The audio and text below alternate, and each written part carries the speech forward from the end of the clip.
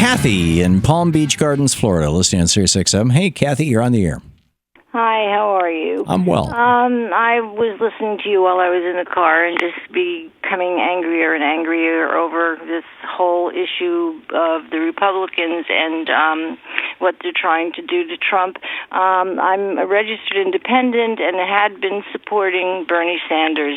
But what I don't understand is you have people like Mitch McConnell who not only came out 8 years ago and said our main goal, this is a main goal for 4 years, is make Obama a one-term president, and that didn't work out. Now they're trying to get Trump off the ticket completely. They don't agree with him. They won't be able to use him as a puppet the way they will be able to use some of the younger and more junior people. And it just makes me so angry that I think they're going to have a larger turnout for Trump than they've ever had before. And I'm debating myself only because I don't think it's right. This is supposed to be a democratic society and not run by what the upper echelon wants. So you're actually considering voting for Donald Trump in the general election if...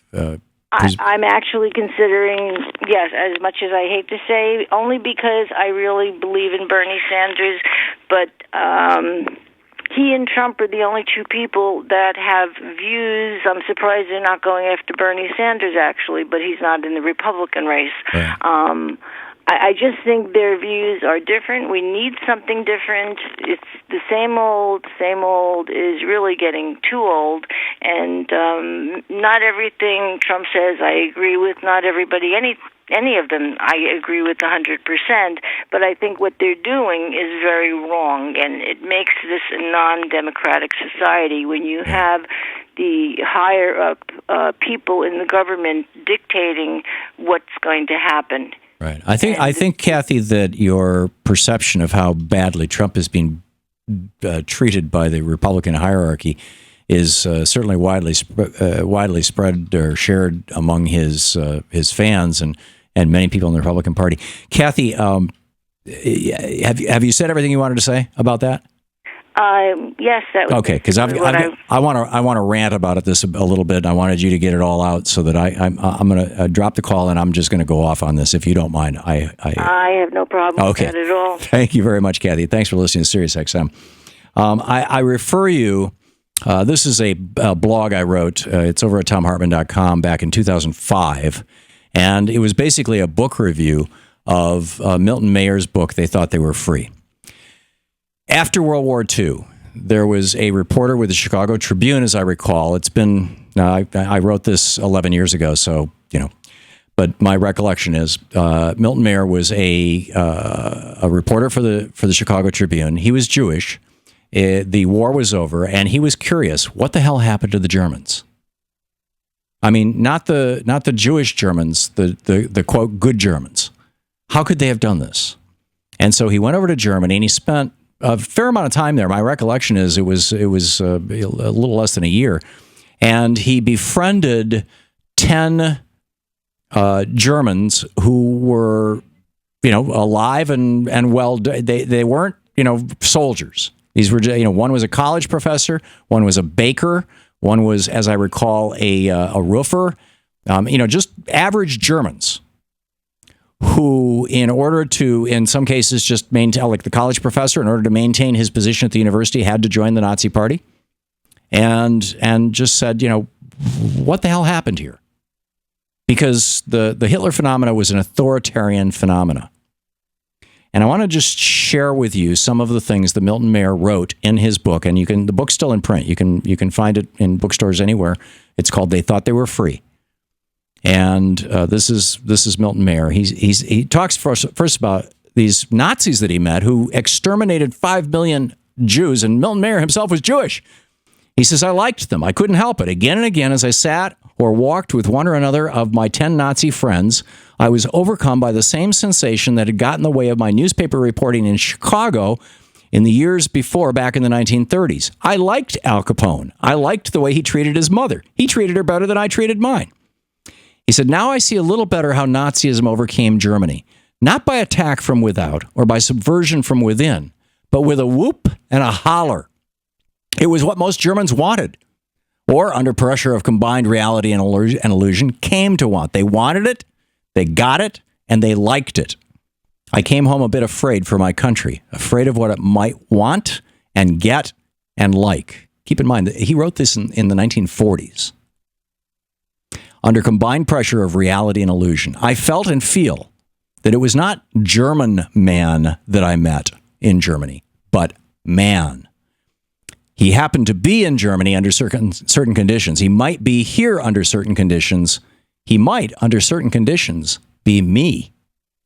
If I and my countrymen ever succumbed to that concatenation of conditions, no constitution, no laws, no police, and certainly no army would be able to protect us from harm. And then he has a chapter about Nazism comes to Peoria, and he said, what if Peoria became like the Nazis? And he said a few recalcitrants have to be. Well, actually, let me back up a little bit. He says every normal in the primordial community, the tribe reemerges. Its first function, the preservation of all its members. Every normal personality of the day becomes an authoritarian personality.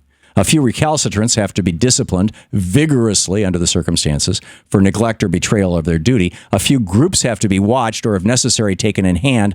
The antisocial elements, a few groups have to be watched for, if necessary.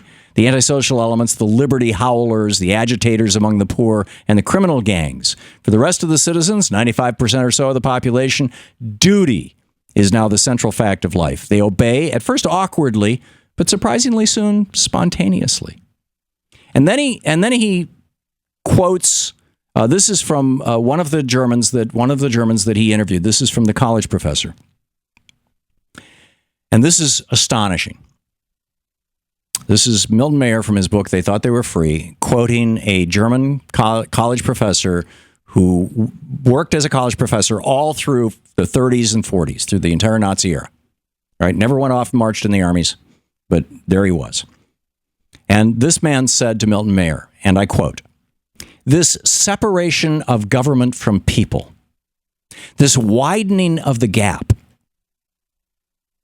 and I'm going to editorialize here and just ask you to remember Ronald Reagan in his inauguration saying, government is not your friend, government is the enemy, right, essentially. In any case, this separation of government from people, this widening of the gap took place so gradually and so insensibly, each step disguised, perhaps not even intentionally, as a temporary emergency measure or associated with true patriotic allegiance or with real social purposes. And all the crises and the reforms, and there were real reforms too under Hitler, so occupied the people that they did not see the slow motion underneath of the whole process of government growing remoter and remoter. To live in this process is absolutely not to be able to notice it. And again, my editorial, I would say this to anybody who's thinking about voting for Donald Trump. To live in this process is absolutely not to be able to notice it. Please try to believe me. This is this college professor speaking to Milton Maher, word for word. Please try to believe me.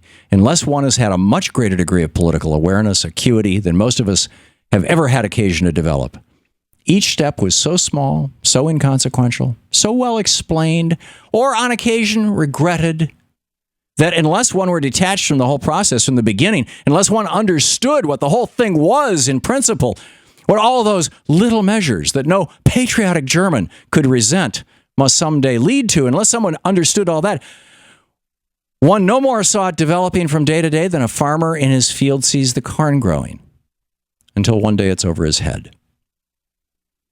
This college professor says to Milton Maher, Pastor Niemöller spoke for the thousands and thousands of men like me when he spoke too modestly of himself and said that when the Nazis attacked the communists, he was a little uneasy, but after all, he wasn't a communist, so he did nothing.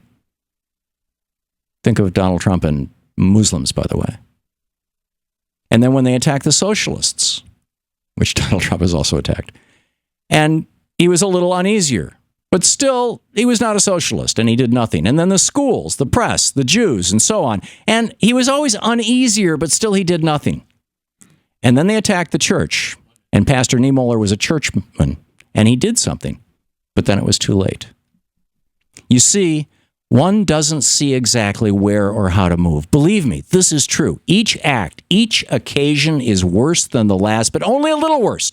You wait for the next and the next. You wait till the one great shocking occasion, thinking that others, when such a shock comes, will join with you in resisting somehow. You don't want to act. You don't even want to talk alone. You don't want to go out of your way to make trouble. Why not? Well, you're not in the habit of doing it. And it's not just fear of standing alone that restrains you. It is also genuine uncertainty. Outside in the streets, in the general community, everyone's happy. One hears no protest, certainly sees one. You know, in France or Italy, there were slogans against the government painted on the walls. In Germany, outside the great cities, perhaps there is not even this. In the university community, in your own community, you speak privately to your colleagues, some of whom you certainly feel who certainly feel as you do. And what do they say? They say, it's not so bad. You're just seeing things. You're an alarmist. And the summary to this, the end of this, I'm going to finish. There's just another 3 or 4 paragraphs of this, what this ex-Nazi college professor told Milton Maher in 1946. I will share with you in 5 minutes when we come back from this commercial break. So stick around.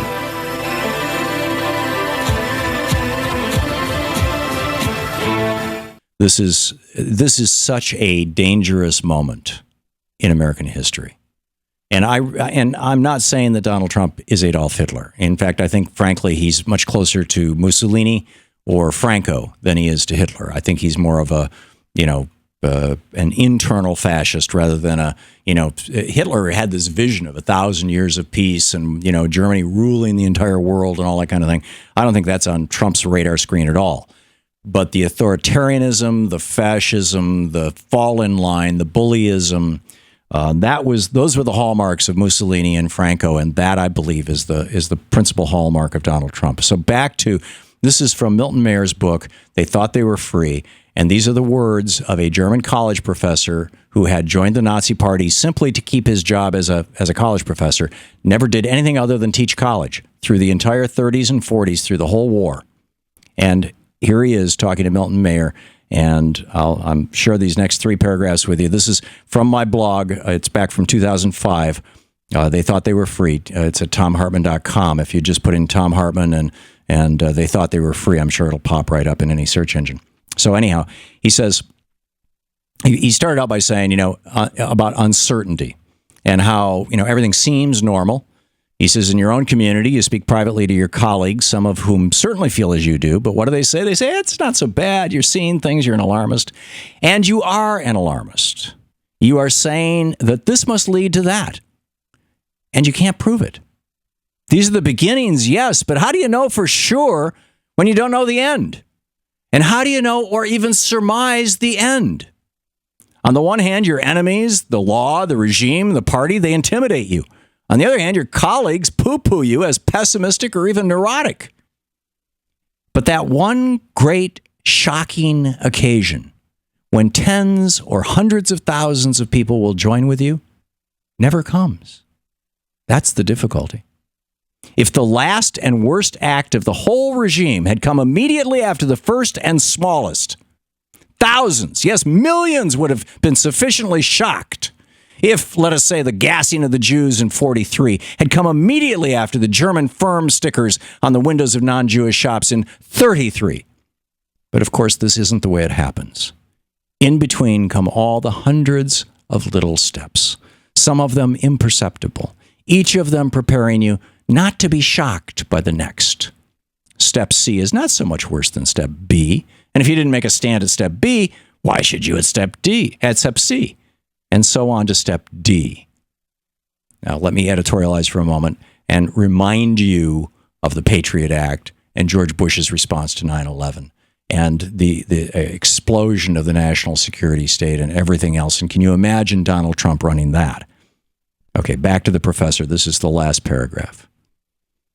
He's speaking with a heavy heart, with a horrible burden of having been a good German in the 30s and 40s. And he says to Milton Maher, he says, and one day too late, your principles, if you were ever sensible of them, all rush in upon you. The burden of self-deception has grown too heavy. And some minor incident, in my case, it was my little boy, hardly more than a baby, pointing and saying, Jew swine. Suddenly, it collapses all at once. And you see that everything Everything has changed and changed completely under your nose. The world you live in, your nation, your people, it's not the world you thought you were in at all. The forms are all there. They're all untouched, all reassuring. The houses, the shops, the jobs, the meal times, the visits, the concerts, the cinema, the holidays. But the spirit, which you never noticed because you made the lifelong mistake of identifying it with the forms, the spirit is now changed. Now you live in a world of hate and fear. And the people who hate and fear do not even know it themselves. When everyone is transformed, no one is transformed.